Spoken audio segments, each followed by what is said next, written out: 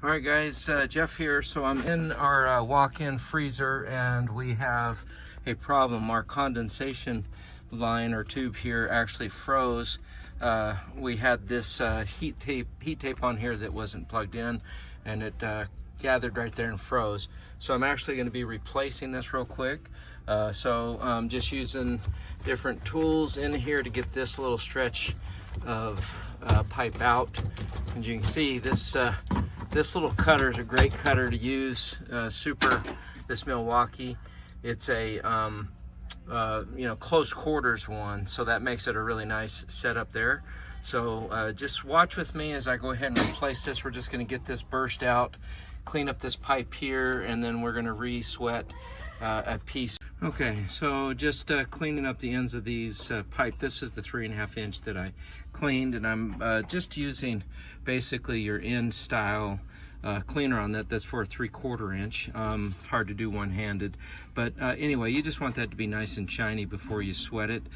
This little guy does a great job of just going and doing exactly what you need it to do there. So highly recommend that you use it. Now you need to do it on both ends.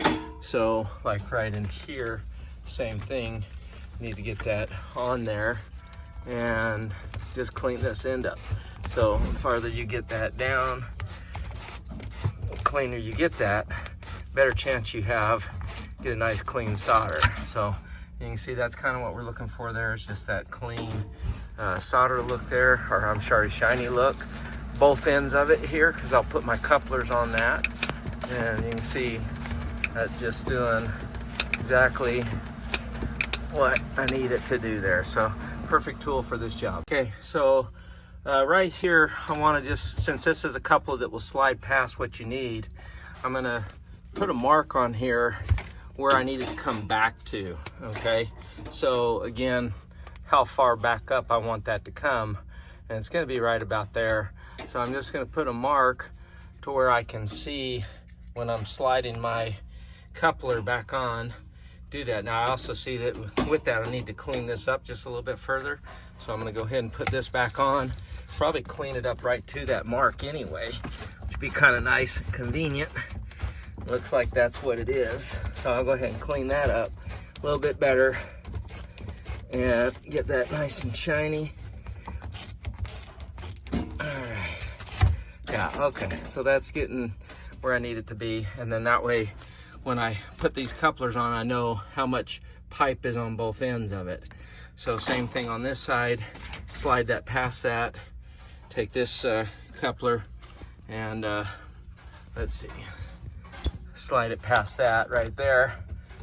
And okay, so one of the things that will help get these to slide is to go ahead and put your flux on your parts here and get that nice and coated, brushed up. That's going to help this slide on there and act as a little bit of a grease. And as you guys know, flux is required to make your solder sweat inside that copper where they become one. It's basically like an acid.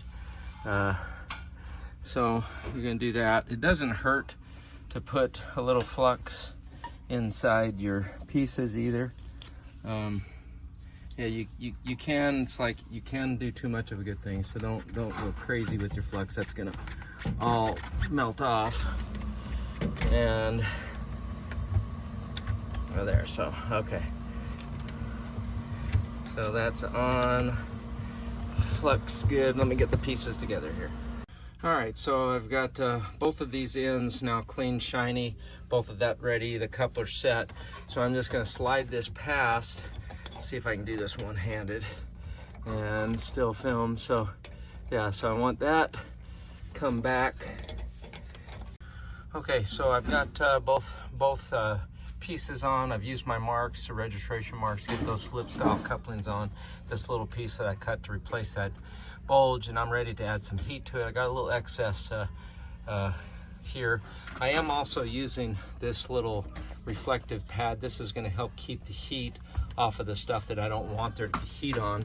I don't want that tape to get too hot and melt on me, so I'm going to go ahead and start to sweat this together. I'm using Let's see, I need to grab some stuff. Hang on just 1 second. All right, so I got this ready to go. I'm gonna try to prop this up. One of the things I'm gonna give you a little tip is go ahead and bend out the amount of solder that you need. I always find that you wanna go about the diameter, I'm sorry, not the diameter, the circumference of your solder. So if you were to wrap that around, that's kind of what you're looking for. That's probably a little on the high side, but I put a bend in it so I know how much solder that I've already put in there. So I'm gonna go ahead and get this warm. Turn that heat.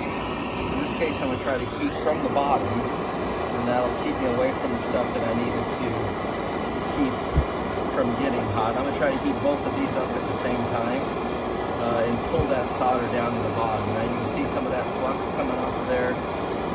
Like I say, I got a little excess on it, but I'm just gonna get that nice and hot, heat that from a couple different angles, and try to get that hot enough to pull that solder in there. Once you start to see your flux boil, you kind of know you're getting there. Not quite there yet.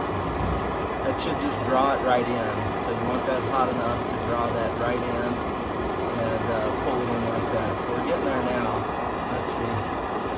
Yep. So see how that's just pulling that in. So that's going to tell me that I got enough in there on both sides. Come over this side now. While I'm heating that up, I'm going to go ahead and put another bend in this solder, so I know how much to get on this side here. So again, get that. That's already going to be hot because this other side. So see if I can just pull that into that.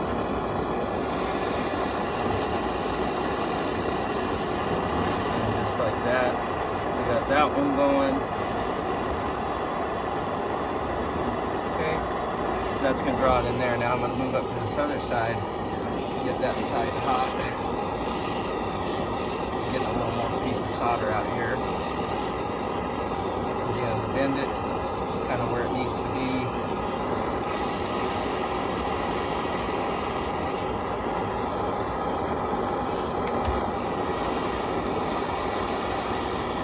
And it should be good on that one too, because that copper transfers that heat through there, and there it goes. Just like that. So it's drawing it right in there. Heat from the side you want it to pull to. Lastly, I'll come up to this one.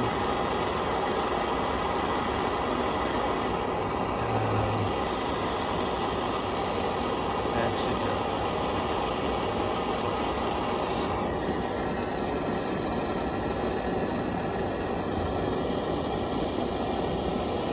All right, just about out of solder on there. So, and then one thing you can do to clean up your joints here is to go ahead and brush some flux on them.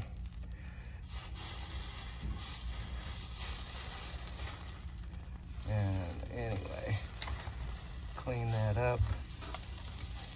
I'm gonna grab a wet rag here and just kind of go at it like this. Here, clean up your solder. And I got a little excess on there. It doesn't help that I have to reach way back these racks to get to this, but nonetheless, that's kind of what you're looking for there. So all in all, we went ahead and cut this little piece of frozen pipe out and replaced it with a brand new piece of 3/4 inch copper, sliding couplers on both sides.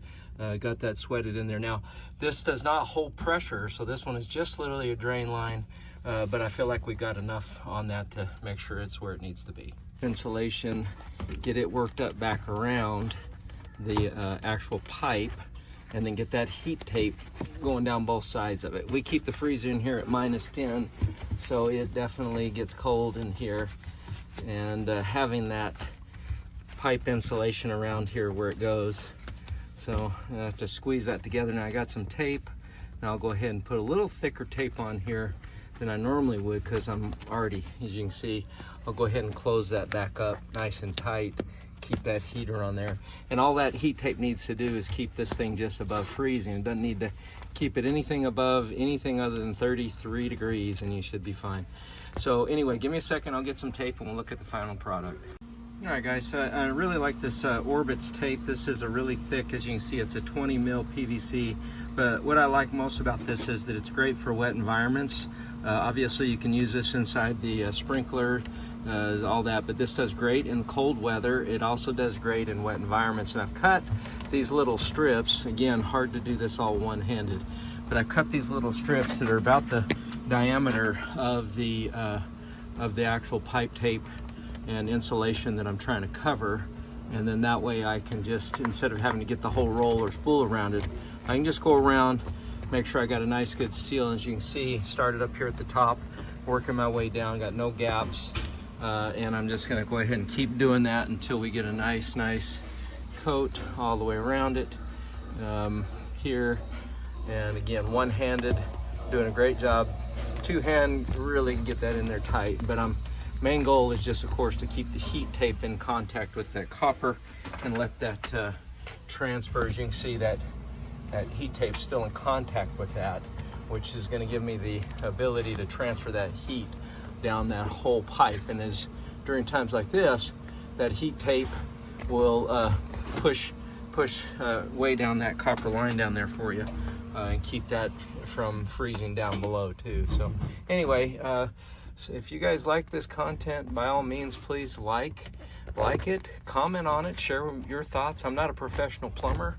I just know enough to keep me in business, and doing stuff here in the restaurant world, you kind of have to be a little bit of everything in the restaurant business. But anyway, not a professional plumber, but I kind of done this kind of stuff for a while. And so like, comment, and most importantly, subscribe and share this content. Thanks so much for watching.